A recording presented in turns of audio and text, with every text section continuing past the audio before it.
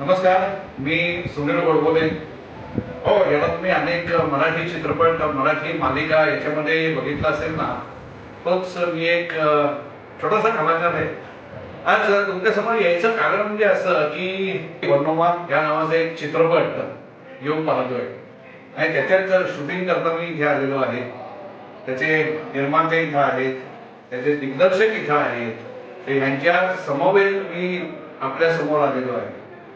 आमचे निर्माते आहेत राजेंद्रजी आणि आमचे दिग्दर्शक आहेत राजजी. यांचं नाव भालेराव आणि यांचं नाव कोपरकर. मी मुद्दामून जसं सांगितलं म्हणजे काय तुमच्या बरोबर व्यवस्थित लक्षात यावं कोण आहे ते म्हणून. या चित्रपटाचं लेखन केलेलं आहे हे भांड सर यांनी. अतिशय उत्तम असं लेखन केलेलं आहे. म्हणजे ज्या वेळेला आम्ही सीन करत होतो तर त्यावेळेला सीन करताना सुद्धा बोलताना इतकी मजा यायची. तर ते कशामुळं, तर ते लिखाण अतिशय उत्तम असल्यामुळं आणि त्याच्या जोडीला भालेराव सरांचं दिग्दर्शन म्हणजे काय बघायलाच नको.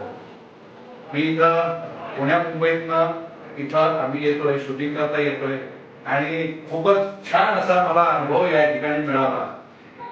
सगळ्यात म्हणजे सगळ्या दृष्टिकोनातून उत्तम असं इथलं हे प्रोडक्शन तयार झालेलं आहे, तयार होईल. कारण अजून बॅकग्राऊंड म्युझिक, एडिटिंग वगैरे हे सगळे प्रोसेस अजून व्हायचे. ते झाल्यानंतर हा चित्रपट नक्कीच तुम्हाला आवडेल याची मी तुम्हाला खात्री देतो. कारण चित्रपटात एक कव्वाली आहे, ती कव्वाली सुद्धा अतिशय उत्तम अशी झालेली आहे. ज्याचं संगीत उत्तम आहे, ज्याची शब्दरचना, ज्याचे शब्द हेही अतिशय चांगले आहेत. आणि या चित्रपटाचं छायाचित्रण केलेलं आहे हे संजय गायकवाड.